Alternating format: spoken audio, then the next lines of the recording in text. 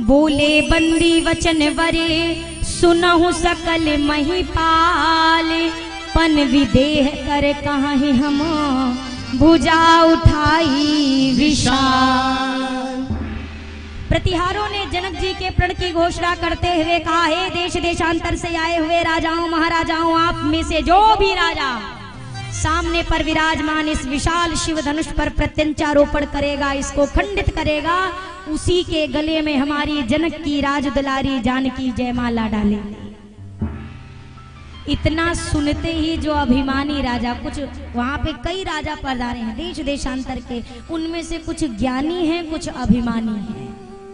ज्ञानी राजा अपने सिंहासन पर बैठे रहे, हम नहीं जाएंगे धनुष तोड़ने क्योंकि हम भूपति हैं, वैदेही भूसुता है, हमारा संबंध पिता पुत्री का बनता है। लेकिन जो अभिमानी राजा थे, जैसे प्रणव की बात सुनी तुरंत उठे। तब तक दूतों ने कहा, ठहर जाओ महाराज, पहले पूरी बात तो सुन लो। नृप भुज बल विदु शिव धनु राहु, गरुव कठोर विदित सब काहू। आपके हाथों की शक्ति को अगर आप चंद्रमा समझ रहे हैं तो याद रखिएगा ये धनुष राहु है। अच्छा, राहु चंद्रमा के पास जाता है कि चंद्रमा राहु के पास? चंद्रमा तो नहीं जाता ना कि लो मुझे ग्रस लो, नहीं जाता ना, वो तो अपनी यात्रा में। लेकिन यहाँ पर ये अभिमानी राजा अपनी चंद्रमा रूपी शक्ति लेकर राहु रूपी धनुष के पास जा रहे हैं, तो इनकी क्या स्थिति हो सकती है, विचार करिए। जैसे जाने लगे तो कैसे जा रहे हैं, परिकर बांधी उठे अकुलाए, चले इष्ट देवन सिर नाई। सबसे पहले दंड बैठक लगाई और कमर पे कस के फेंट बांधा, धोती कसी, कहीं खुली ना जाए जोर लगाने में, कस के धोती बांधी, दंड बैठक लगाई और उसके बाद अपने अपने देवी देवता की मनौती मान के, हे भगवान धनुष हमसे उठवा देना, हम इतना प्रसाद आपको चढ़ाएंगे। इंसान तो इंसान, आदमी भगवान को भी घूस देने से पीछे। देखिए, भगवान को श्रद्धा से प्रसाद अर्पण करना एक अच्छी बात है, बहुत सुंदर चीज है। भगवान से आप भाव से कहेंगे तो 5 किलो लड्डू नहीं भी चढ़ाएंगे, अगर आपके लिए वो काम अच्छा है तो वो जरूर करेगा। उनको लड्डू नहीं चाहिए आपका, उन्होंने आपको लड्डू लेने के काबिल बनाया, बताओ आप उनको लड्डू पकड़ा रहे हैं, कितनी गलत बात है। प्रसाद के तौर पे चढ़ाइए, घूस मत दीजिए। अभी नवरात्रि आता है ना, तो देखिए मैं विरोध नहीं करी, बस एक मैं बहुत व्यवहारिक सी चीज बताऊं। आदमी क्या कर, माँ मुरादे पूरी कर दो हलवा बांटूंगी, और ना मुरादे पूरी हो तो मैया जी भूखी रहेंगी। आप अगर भक्ति को व्यापार की तरह करेंगे तो ये भी बहुत पक्के व्यापारी हैं। अगर ये हिसाब किताब लेने पे आए तो आपका पूरा खाता माइनस में चला जाएगा। ये तो दया करते हैं कि चीजों को चलो हटाओ, गलती हो गई, गलती हो गई, लेकिन जब आप व्यापार करने लगेंगे तो फिर ये भी व्यापारी की तरह ही आपसे व्यवहार करेंगे। इनसे व्यापार ना किया जाए, इनसे प्यार किया जाए। और जब आप किसी से प्रेम करते हैं तो आपका प्रेमी आपके लिए सब कुछ करने के लिए हाजिर रहता है कि नहीं रहता? प्रेमी नहीं हाजिर रहता क्या? घर छोड़ देंगे, मकान छोड़ देंगे, सब छोड़ देंगे, तुमको तो दुनिया छोड़ देंगे। क्या है, जबकि एक ऐसा प्रेम है जिस प्रेम की बात को अभी इन्होंने समझा ही नहीं है, केवल प्रेम शब्द में जी रहे हैं, फिर भी इतना करने को तैयार है। जब भगवान से प्रेम हो जाएगा तो मनुष्य को कुछ करना नहीं पड़ता ज्यादा। भगवान स्वयं उस प्रेम को स्वीकार करके अपने जन के बन जाते हैं। अभिमानी राजा जाने लगे तो जैसे धनुष के पास पहुंचे, धनुष पर बहुत अपनी शक्ति की आजमाइश करी, दाहिने हाथ से बाएं हाथ से दोनों हाथ लगा के बैठकर आगे से पीछे से पूरी शक्ति अपनी आजमा ली धनुष के ऊपर, पर धनुष टस से मस अपनी जगह से नहीं हुआ। किसी ने कहा ये तो अपने भगवान को मना कर गया था, तो फिर भगवान ने इसकी क्यों नहीं सुनी? अब समझिए, उस सभा में 10,000 राजा हैं, 10,000 राजाओं में से एक राजा कह रहा है भगवान हमसे धनुष उठवा दीजिए, तो पीछे से 9,999 कहते हैं भगवान थोड़ा ध्यान रखना, इससे उठना नहीं चाहिए। अब जहां बहुमत आ गई तो ठाकुर जी ने कहा हम कोनो की नहीं सुनेंगे। दूसरा राजा पहुंचा, ये राजा हार के आया, ये राजा वो सीना चौड़ा करके जा रहा है, वो राजा सिर झुका के आ रहा है। अब ये सीना चौड़ा करके जा रहा है, बोल रहा है हाँ हमको तो पता ही था तुम क्या शक्तिशाली हो, हमरे जैसा बलवान धनुष तोड़ेगा, तुम्हारे वश की है, तुमसे कुछ हो गया। आजमाली बढ़ा गए थे, उठ के ताव में लग रहा था तोड़ ही दोगे। पहले वाले ने कहा तुम धनुष के सामने भर पहुंच जाओ, तुम्हें भी सारा नमक तेल का भाव 2 मिनट में पता चल जाएगा। दूसरा राजा गया, इसने भी प्रयास किया, 3 4 5 एक एक करके 10,000 ने शक्ति आजमाई। जब कुछ नहीं हुआ तो अब 10,000 एक हुए। सारे लोग आए, एक साथ बैठे और चर्चा कर रहे हैं। क्या कर रहे हैं देखो, एक एक करके धनुष नहीं टूटा, अब चलो सब मिल के धनुष वह तोड़ देते हैं। राजा ने कहा अगर धनुष टूट गया सहियों में तो, बोला अच्छी बात है, हम तो चाहते हैं धनुष टूट जाए। बोला धनुष टूटना तो अच्छी बात है, पर कन्या एक है, ब्याह कौन करेगा ये बताओ। बोला पहले धनुष तोड़ेंगे, फिर तलवार निकालेंगे, एक दूसरे की खोपड़ी तोड़ेंगे, जिसकी खोपड़ी बचेगी वही माला पहनेगा। सारी चीजें पक्की हो गई। अब आप सोचो, जिसको पहले से पता है कि बाद में मारना काटना ही है, वो कितने एकत्र हुए होंगे। सारे राजा एक एक करके जब आजमाइश करी, नहीं हो पाया, अब एक साथ भूप सह से 10 एक ही बारा, लगे उठावन टरई नटारा। भूप सह से 10 एक ही बारा, लगे उठावन टरई नटारा। दिगई न शंभु सरासन कैसे, कामी वचन सती मन जैसे। दिगई न शंभु सरासन कैसे, कामी वचन सती मन जैसे। सब नृप भये जोग उपहासी, जैसे बिनु विराग सन्यासी। सब नृप भये जोग उपहासी, जैसे बिनु विराग सन्यासी। सारे राजा एक साथ जब गए, धनुष पर अपनी शक्ति की आजमाइश करी, 1 इंच के दाने के बराबर भी, सरसों के दाने के बराबर भी धनुष टस से मस नहीं हुआ। जैसे ये स्थिति देखी, जनक जी अपने आसन से खड़े हुए और रुष्ट होकर क्रोधित होकर कहने लगे, दीप दीप के भूपति नाना, आए सुनि हम जोपन ठाना। तजहु आस निज निज गृह जाहु, लिखान विधि वैदेही विवाह। जनक जी ने क्या कहा, आप देश देशांतर के राजा मेरे प्रण को सुन सुन के आए हैं, लेकिन मुझे कहने में दुख हो रहा है, आप सभी लोग अब वैदेही को प्राप्त करने की इच्छा को त्यागिए और अपने अपने घर चले जाइए। मान लीजिए आप किसी के यहाँ शादी में गए, शादी में, और घर वाला कहे चलो फंक्शन खत्म हुआ, चलो घर जाओ सब लोग अब अपने, तो आप रुकेंगे कि निकल लेंगे? कहिए कहिए कहिए कहिए।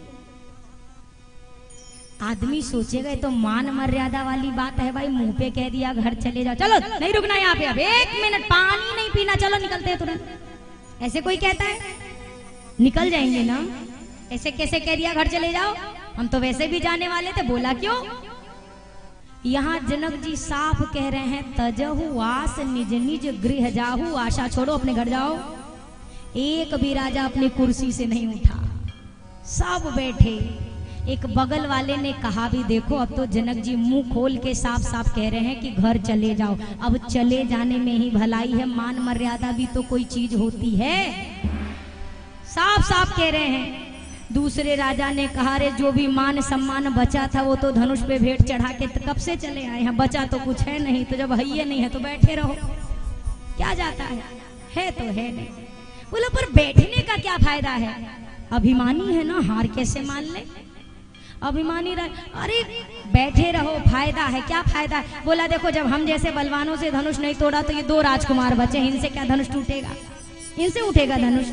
जब हम नहीं तोड़ पाए तो इनसे भी कुछ होने वाला नहीं है। तो ऐसा तो नहीं है कि जब हमारे जैसे विश्व भर के योद्धा धनुष नहीं उठा पाए तो संसार में कोई नहीं कर पाएगा ये काम। और जब कोई नहीं कर पाएगा तो जनक जी अपनी बिटिया को कुंवारी थोड़ी ना रखेंगे। तुम अभी बैठे रहो, देखना थोड़ी देर बाद स्वयंवर शुरू होगा।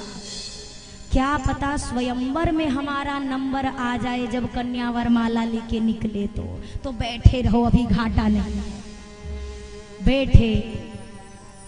जनक जी ने आगे कहा, अगर मुझे पता होता कि जिस ब्रह्मा ने मेरी बिटिया को सर्वगुण संपन्न बनाया, उसने मेरी बेटी के हाथ में विवाह की रेखा ही नहीं बनाई है, तो मैं ऐसी प्रतिज्ञा नहीं करता। आज अगर मैं प्रतिज्ञा पर अडिग रहूं तो मेरी बेटी आजीवन कुंवारी रहेगी, प्रतिज्ञा को छोड़ दूं तो मेरे कुल की कीर्ति का नाश होगा।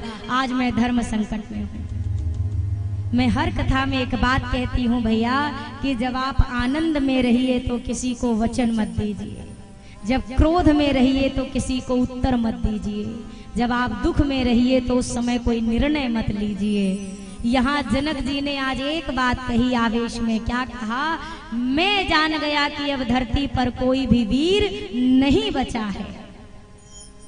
जैसे यह बात सुनी, सारे सुन रहे हैं, राजा लक्ष्मण जी ने भी सुना, पर क्रोध को सारा का सारा पी गए। क्यों?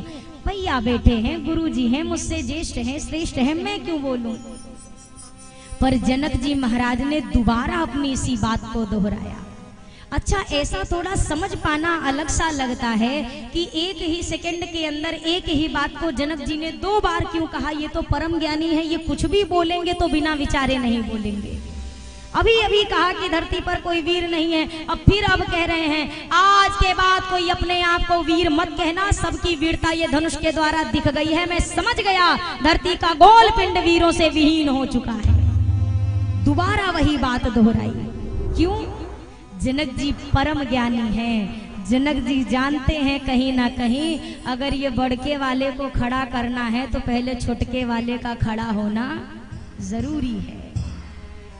राम जी का यश रूपी झंडा तब तक नहीं लहरा सकता है जब तक कि लक्ष्मण जी के रूप में डंडा ना खड़ा हो। रघुपति कीरति विमल पताका, दंड समान भयउ जस जाका। इनकी यश रूपी ध्वजा तभी लहराएगी जब ये दंड खड़ा होगा। इसीलिए पहले डंडा को खड़ा करने के लिए 2 बार एक ही बात कही। मैं समझ गया कोई वीर नहीं है, आज के बाद कोई स्वयं को वीर मत कहना। दोबारा में जब जनक जी ने कहा, अब लक्ष्मण भैया के नेत्र लाल हो गए, आंखों में क्रोध साफ साफ दिखाई देने लगा, नेत्र लाल हुए, होंठ कंपित होने लगा, शरीर क्रोध से कांपने लगा, भौहें तिरछी हुई हैं। जैसे ही जनक जी की ओर देखा, आज लक्ष्मण भैया ने राम जी को प्रणाम करके सीधे शब्दों में कहा, भैया अरे कही जनक जैसे अनुचित बानी,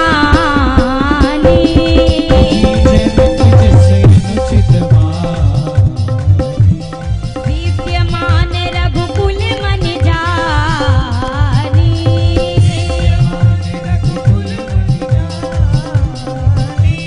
सुनहु भानुकुल पंकज भानु,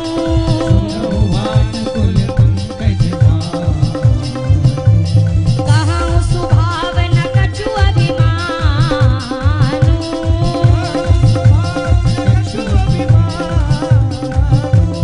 जो तुम्हारे अनुशासन पाऊं,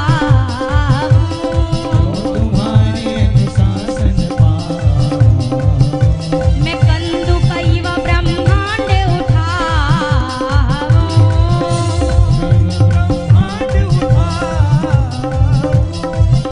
लखनलाल आसन से खड़े हुए राम जी की ओर देखकर प्रणाम करते हुए कहा, भैया आज प्रथम बार बिना आदेश के कुछ बोल रहा हूं, पर क्या करूं, आज जनक ने जैसे शब्दों का प्रयोग किया यह सुनकर मैं मौन नहीं बैठ सकता। जिस सभा में आप विराजमान हैं उस सभा में जनक जी ने कैसे कह दिया कि कोई वीर नहीं बचा है? आपके रहते हुए सूर्यवंश के सूर्य के यहाँ पर बैठे हुए कैसे जनक जी कह सकते हैं कि धरती पर कोई वीर नहीं है? अगर आप नहीं होते तब जनक ये बात कहते तो उचित था, पर आपके सामने ऐसी बात कही, वो भी तुच्छ से साधारण से धनुष के लिए। मुझे एक बार आदेश देकर देखिए, इस पूरे धनुष को क्या पूरे ब्रह्मांड को खेल ही खेल में मैं गेंद की तरह उठाऊंगा।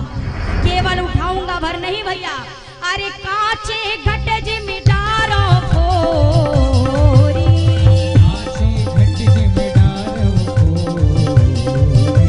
सकौं नीरू मूलक जिमि तोरी,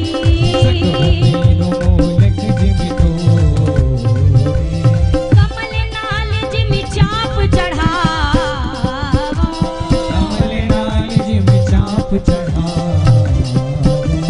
जो जन सत प्रमाण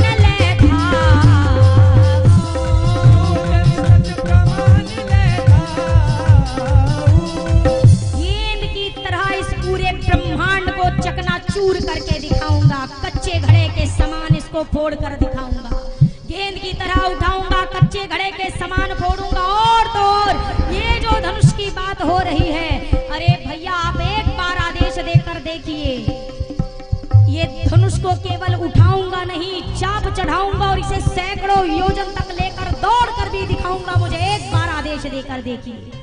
किसी राजा ने कहा इतने अभिमान से बोलता है, तब तक लक्ष्मण भैया ने कहा अभिमान से नहीं, मेरा स्वभाव तो ऐसा है, अपमान न मुझे गंवारा है कृपा गुरु के चरणों की, बल और प्रताप तुम्हारा है, अभिमान त्याग कर कहता हूँ आदेश तुम्हारा पाऊं मैं, तो धनमा की क्या है विषाद, सारा ब्रह्मांड उठाऊं मैं, मेरे कच्चे घड़े समान उसे दंबर में फोड़ फाड़ डालूं, या गाजर मूली की नाई चुटकी में तोड़ ताड़ डालूं, जल को थल थल को जल कर दूं, लाऊं उतार कर को सुरमे की तरह पीस डालूं पृथ्वी को और पहाड़ों को, फिर धनुष पुराना घिसा पिटा ये आता किस गिनती में है, सैकड़ों कोस तक ले दौड़ूं, इतना तो बल उंगली में है।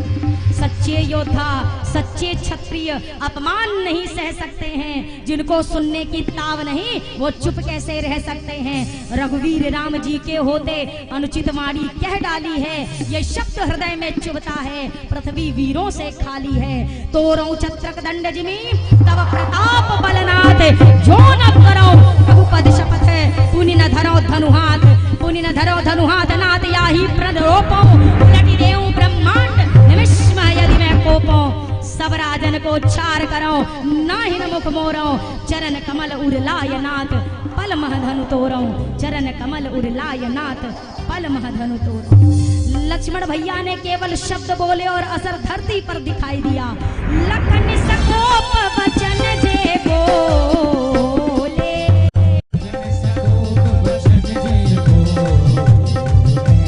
जगमगानी महिदी गज डोले,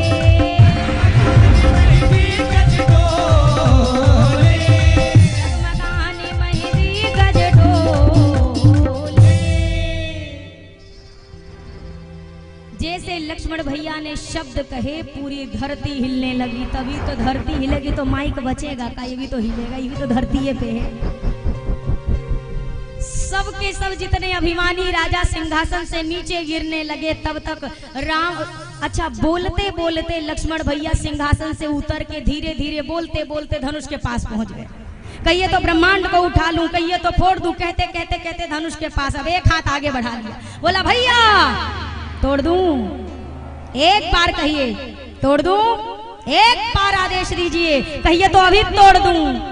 विश्वामित्र जी घबराए, बोले जल्दी बुलाओ कहीं सहियों में न तोड़ दे, बुलाइए बुलाइए बुलाइए जल्दी बुलाइए जल्दी। इतने क्रोध में है लक्ष्मण भैया की ब्रह्मांड हिल गया, इतने जोश में है और इतने होश में है कि राम जी ने मुख से नहीं कहा आइए, सय नहीं रघुपति लखन निवारे।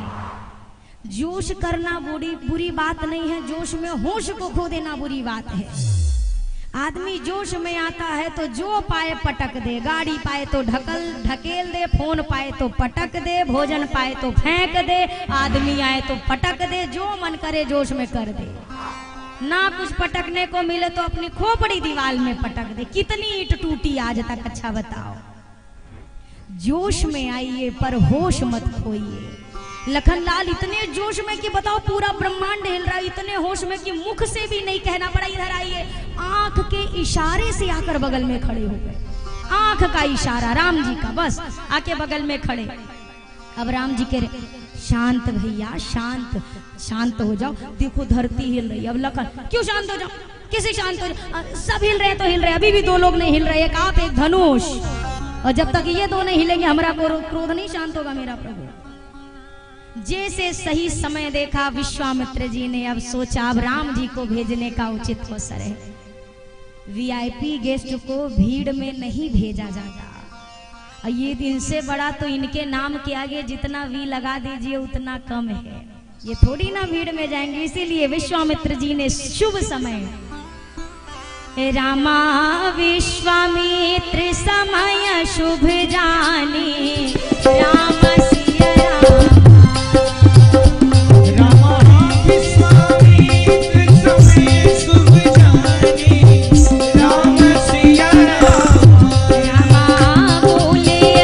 सन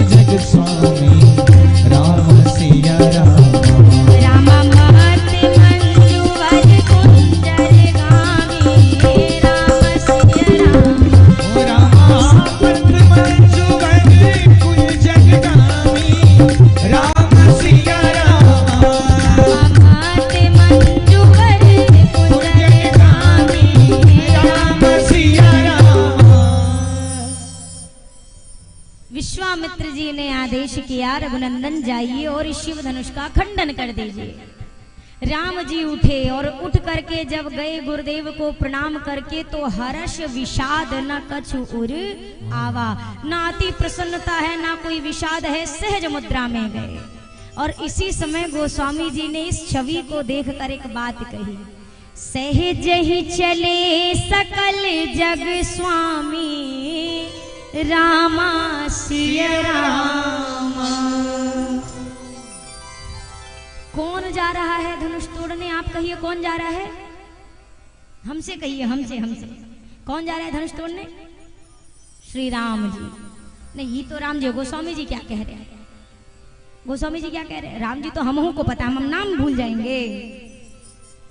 कौन जा रहा? गोस्वामी जी क्या लिख रहे हैं? अब भी तो हमने गाया, सकल जग स्वामी रामा सिया रामा। पूरे संसार का मालिक धनुष तोड़ने जा रहा है। कौन जा रहा? पूरे संसार का। इन दो चीजों को गोस्वामी जी ने एक किया। पहले सहजता देखो, इतने सरल हैं। तो किसी ने कहा अरे अब ठीक है, जैसे होता ना आदमी सरल होता है तो लोग अरे छोटे मोटे आदमी होंगे तभी ऐसे हैं। तो गोस्वामी जी ने अगली चौपाई में दिखा दिया आईना, ये कोई छोटे मोटे नहीं हैं, ये पूरे संसार के मालिक हैं। पूरे संसार का ये मालिक है। और सहजता कितनी है, ना बहुत हर्ष है ना विषाद है। और चाल कैसी है, जैसे मतवाला मदमस्त हाथी जंगल में या फिर आपके गांव गली में कभी आया हो तो उसकी चाल को देखा होगा। उसी धीर गंभीर चाल से मेरे राघव जी जा रहे हैं। गोस्वामी जी के एक एक शब्द में इतनी गहराई है, बस कोई उसको थोड़ा सा समझने वाला मिले। अगर कौशल्यानंदन लिख देते तो शायद बात सरल हो जाती, सहज। लिखा सकल जग स्वामी। ये प्रसंग कहता है भैया, हमें आपको दो गांव का राजा बना दिया जाए, फिर हमारी चाल देखो, हमारी चाल देखो। फिर आप दो गांव का राजा, दो गांव जिसमें गिन के 10 घर हो खाली हो, बस दो गांव का राजा हो तो उनसे भी मिलने के लिए 5 दिन पहले से अपॉइंटमेंट लेना पड़ेगा, तब वो अपॉइंटमेंट देंगे। हम कब मिलेंगे? इनसे मिलना दुर्लभ, इनसे बात करना दुर्लभ, इनको देखना दुर्लभ, इनसे काम कराना तो अति दुर्लभ। लेकिन जो पूरे संसार का मालिक है, जब ये जा रहे हैं तो बिल्कुल सहजता से, ना अभिमान है ना हर्ष है ना विषाद है। और हाथी की चाल क्यों कही? क्योंकि जब राम जी जाने लगे तो वही स्थिति बनी। जैसे हाथी के आगे लोग हाथ जोड़कर खड़े होते हैं, कोई गन्ना खिलाए, कोई केला खिलाए, कोई गुड़ खिलाए, कोई पैसे दे और प्रणाम करे। और हाथी के पीछे गांव भर के जितने फालतू कुत्ते हैं वो भौंकना शुरू करें। यही तो होता है ना, आगे हाथ जोड़ने वाले हैं, पीछे भौंकने वाले हैं, यही होता है। इन कुत्तों को हाथी से का समस्या है? हाथी से इनका ना कोई मेल ना जोल, ना तब पति नहीं काहे भौंकते रहते। हाथी को देख भर लिए डिस्टर्ब हो जाते हैं 5 मिनट में, अभी लगेंगे भौंके, प्राण भर ना निकल जाए इतने देर तक भौंकेंगे, इतना भौंकेंगे, इतना भौंकेंगे। हाथी क्या करता है? एक भी कुकुर को जवाब देने बैठता है का हाथी? चाहे तो एक बार एक को जवाब दे दे तो 2-4 गांव वाले सुधर जाए, सुधर जाएंगे ना। हाथी जवाब देता है क्या? कहिए कहिए। नहीं। क्यों? हाथी सोचता है ऐसे ऐसे वैरायटी तो हर गांव में मिल जाएंगे, मिलेंगे ना। और हर गांव के वैरायटी को अगर हम जवाब देते रहे तो जीवन में कभी मेरी यात्रा, मेरा लक्ष्य पूरा होने वाला नहीं है। और ये भौंकने वाले भी पीछे से ही भौंकेंगे, इनकी हिम्मत नहीं कि ये आगे आके, जानते हैं अगर आगे से भौंक दिया तो ये आखिरी भौंकना होगा हमारा। आप भी समझिएगा, जब किसी अच्छे कार्य के लिए जाइएगा तो दुनिया बहुत कुछ कहेगी, पर आप जवाब देने मत बैठिएगा, अपने लक्ष्य की ओर चलिएगा। ऐसे बहुत मिलेंगे आपको। सबको जवाब देते रहे तो राम काम कभी नहीं होगा। हनुमान जी की तरह व्यवहार करिए, जहां बड़ा होकर काम ना बने वहां छोटा होकर काम कर लीजिए। आपका लक्ष्य पूर्ण होना चाहिए, आपका सात्विक कार्य पूर्ण होना चाहिए। और कुत्तों को बैर हाथी से शायद इसलिए होगा कि बताओ ये हाथी पहली बार गांव में आया, इसका इतना सत्कार हो रहा है, हम यहाँ भौंक भौंक के मर गए नरवार में। एको आदमी हम जिसके दुआरे जाते हैं 4 लाठी लेके भगा देता है, और ये पहली बार आया इसको सब गन्ना खिला रहे हैं। तो ये सम्मान स्वीकार करना भी बड़ी बात है। हजम नहीं होता होगा तो भौंक भौंक के गुस्सा निकाल देता है। राम जी चले तो अभिमानी राजा प्रलाप कर रहे, और जितने संत जन हैं भक्त हैं वो हाथ जोड़कर खड़े। राम जी धनुष के निकट आए, धनुष के निकट आकर रघुनंदन खड़े हुए हैं। मैया जानकी गणेश जी से प्रार्थना करती हैं, गौरी माँ से प्रार्थना करती हैं, और अंत में कहती हैं, हे शिव धनुष अब आप कुछ सहायता करो। शिव धनुष ने कहा, मैया आदेश करिए मैं क्या करूं। माँ ने कहा, ज्यादा कुछ नहीं, बस आप हल्के हो जाइए, आप ज्यादा भारी हैं ना, आप हल्के हो जाओ। शिव धनुष थोड़ा हल्का होके फिर पूछे, इतना ठीक है? माँ कहे और हल्के हो, फिर होगा और इतना और हल्के होइए। जब बार बार होने लगा तो मैया ने कहा, पूछ पूछ के समय ना गंवाइए, इतना समझ लीजिए जो आपके सामने खड़े हैं इनको फूल उठाने में भी पसीना छूटता है। तो जो फूल तोड़ने में थक जाते हैं वो धनुष कितने भार में उठा सकते हैं, वो बैलेंस बिठा के आप हल्के हो जाओ। शिव धनुष ने कहा, माई हम इतने हल्के हो गए, इसमें से एक को अभिमानी राजा और पट्ट से तोड़ के चल दिया, फिर हम क्या करेंगे? मैं तो हल्का रहूंगा, फिर क्या होगा? मैया ने कहा, एक काम करो, अभी तक इन दुष्टों का भार ले लेके तुम नहीं उठ रहे थे, अब अपना सारा भार इन मूर्खों पे डाल दो, ये अपनी कुर्सी से चिपक जाए। निज जड़ता लोगन पर डारी, अपना सारा भार इन पर डाला। शिव धनुष हल्का हुआ, लक्ष्मण भैया ने चरण दबाया धरती की ओर। सबने कहा, बड़के तो धनुष तोड़ने के लिए खड़े हुए, छोटके काहे खड़े हुए हैं? छोटे सरकार इसलिए खड़े हुए हैं, आक्रमण से पहले अपने सुरक्षा की व्यवस्था बनाना समझदार आदमी का पहला काम होता है। लखनलाल ने सोचा, हमने तो बोला भरता तो ब्रह्मांड हिल गया, भैया तो हमरे तोड़ेंगे तो कहीं कुछ और ना हो जाए, इसलिए धरती को सज्ज किया। कश्यप, शेष, वाराह सभी दिक्पालों को सचेत किया कि सभी सावधान रहिएगा, भैया धनुष तोड़ने वाले हैं। और इधर मेरे रघुनंदन, जितने लोग मिथिला के हैं आज सभी लोग अपने अपने इष्ट से कहते हैं, रामा चाप समीप राम जब आए, राम सिया रामा। रामा चाप समीप राम जब आए, राम सिया रामा। रामा नर नारी ने सब सुकृत मनाए, राम सिया रामा। रामा नर नारी ने सब सुकृत मनाए, राम सिया रामा। सभी अपने अपने देवताओं से कह रहे हैं, हे प्रभु आज तक जो पूजा करी उसका कुछ भी फल बनता हो तो इनसे धनुष उठवा दीजिए। अब मेरे रघुनंदन शिव धनुष की ओर देख रहे हैं और मन ही मन अयोध्या धाम में विराजमान अपने गुरुदेव को प्रणाम किया, और धनुष की ओर मेरे राघव जी ने अपने दोनों कर कमलों को बढ़ाया है। गुरु ही प्रणाम मन ही मन की ना,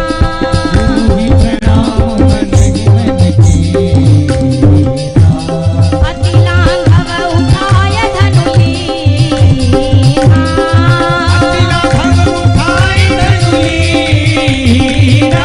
गुरुदेव के चरण कमलों में प्रणाम करके जैसे ही रघुनंदन ने राघव ने धनुष की ओर हाथ बढ़ाया, पूरी सभा में प्रकाश फैल गया, इतनी रोशनी फैल गई कि किसी को कुछ दिखाई नहीं दे रहा, सब आंखों को मीच रहे हैं, सब आंखें मल रहे हैं। और उसी मध्याह्न को स्वामी जी ने कहा, लेत चढ़ावत खेचत गाढ़े, लेत चढ़ावत खेचत गाढ़े, अरे काहू न लगा दे कि सब ठाढ़े, काहू न लगा दे कि सब ठाढ़े। रघुनंदन ने धनुष की ओर हाथ बढ़ाया, सभा में प्रकाश है, और गोस्वामी जी कहते हैं, राघव ने धनुष की ओर हाथ बढ़ाया कब, धनुष को उठाया कब, और कब चाप चढ़ाया, और जैसे ही प्रत्यंचा को कानों तक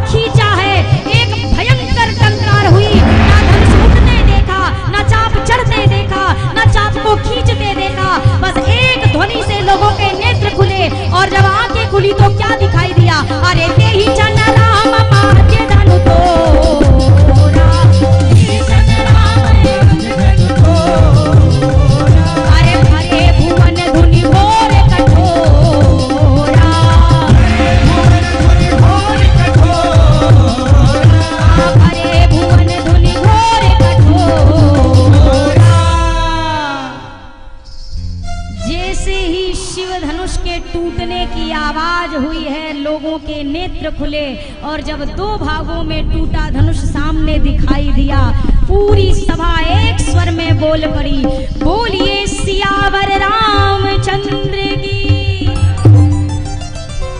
देवताओं ने जय जयकार करी। सखियां किशोरी जी को तत्काल लेकर आई। मैया के हाथ में जयमाला सुशोभित है।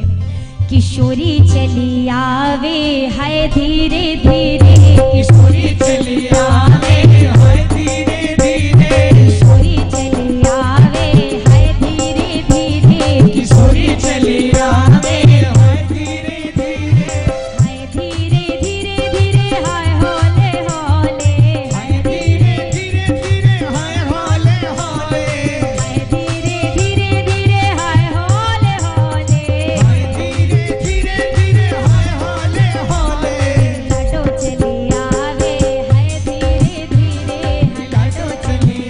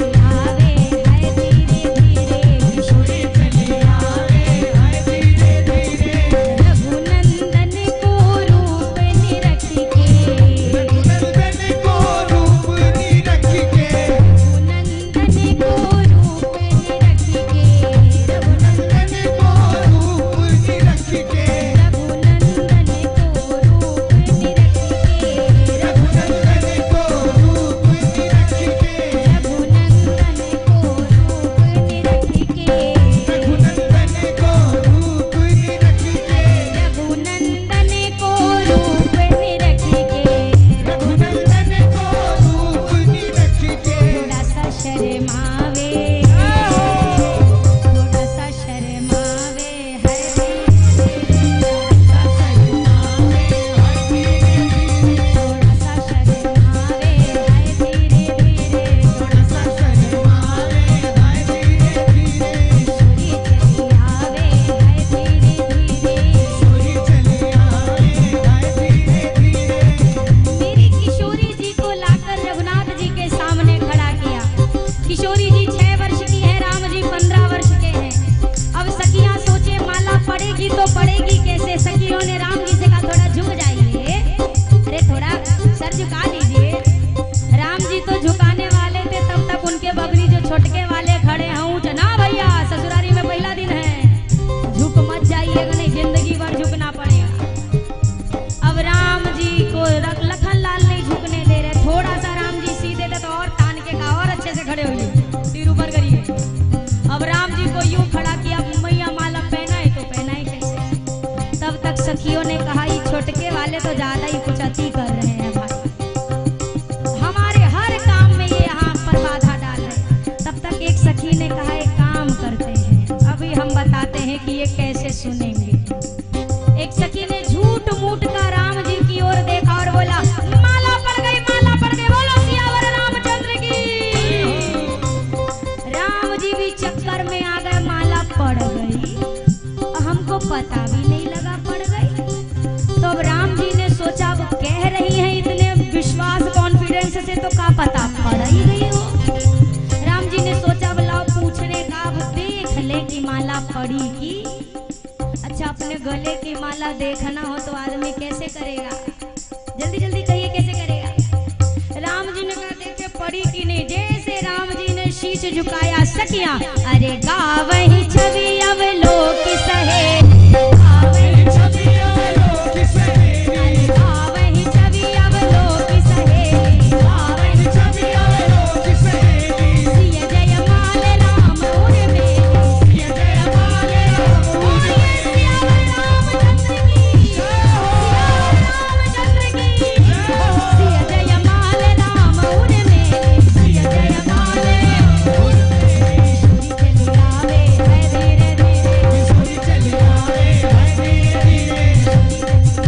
है धीरे धीरे, किशोरी चली आवे है धीरे धीरे। अरे गावही छवि अवलोकी सहेली, सिय जय माल राम और मेली। जैसे सखियों ने गाना शुरू किया, कहना शुरू किया, रघुनंदन ने हल्का सा शीश झुकाया और मैया ने माला पहना दी। गले में माला पड़ी। अच्छा मिथिलावासी कहते हैं कि अरे राम जी को कहने की जरूरत भी नहीं, राम जी पहले से ऐसे सर झुका के खड़े थे। किशोरी जी नहीं माला डाल रही थी, क्यों? किशोरी जी ने कहा हिसाब किताब बराबर कर लें, जितना टाइम आपने खड़े खड़े लगाया है उतना ही टाइम हम भी आपको खड़ा करेंगे। जयमाला पड़ी है, बड़े आनंद का अब समय चल ही रहा था, इतने में जो अभिमानी राजा बैठे इन्होंने फिर बोलना शुरू किया। ये राजा अभी भी चुप नहीं है। एक राजा ने कहा हम इस विवाह को नहीं मानते, हमारे रहते ये बच्चे विवाह करेंगे। ना ना ना ना, ये राजकुमार कौन होता है? राजकुमार को बंदी बना लो, कन्या को छुड़ा लो, जनक को भी बंदी बना लो, एक को भी आज यहाँ से जाने नहीं देना है, सब लोग सज्ज हो जाओ।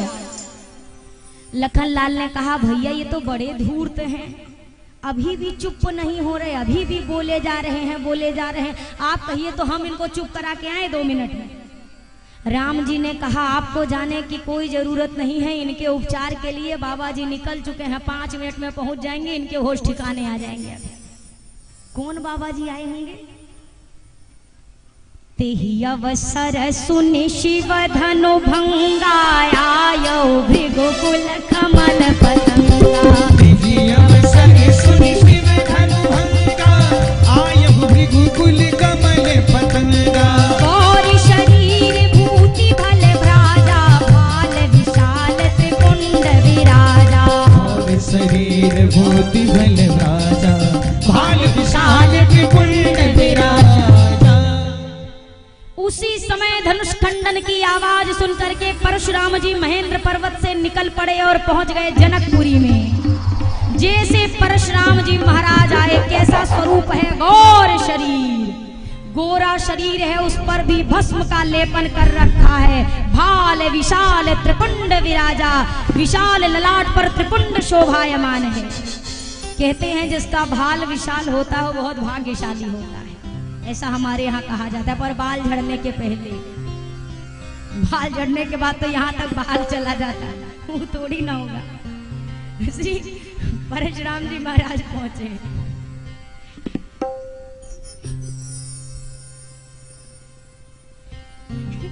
दुखती रग पे हाथ चला गया शायद। बोलिए सियावर रामचंद्र की। हंस लिया करिए, हंसने में कुछ नहीं जाता। समझते हैं, जानते हैं। अच्छा, कोई फोटो खींचने आता है तो आदमी क्या करता है आप बताइए। कोई अभी कहे आप बैठे हो और कोई कहे भैया फोटो, फिर आप क्या करेंगे? क्या करेंगे जल्दी बताइए, जल्दी जल्दी। ऐसे कर लेंगे, ऐसे करेंगे क्या? कितना गुस्सैल आदमी तो करेंगे ना। सोचिए, 1 सेकंड हंसने से आपकी ये सामने की कागज की तस्वीर अच्छी हो जाती है ना। और जब व्यक्ति जीवन भर में मुस्कुराने की आदत डाल ले तो उसके जिंदगी की तस्वीर अच्छी आएगी कि नहीं आएगी? मुस्कुराना एक कला है जो खाली इंसान को आती है, गाय भैंस बकरी बैला को नहीं आती है। आपने अपनी भैंसिया को कभी हंसते देखा है? आज हमारी भैंसिया बहुत खुश थी, आज राम विवाह था। नहीं, मुस्कुराने की कला भगवान ने मनुष्यों को दी है, पर ख्याल रहे कि हम मुस्कुराएं, हम हंसें, ऐसा काम न कर दे कि दुनिया हम पे हंसने लगे।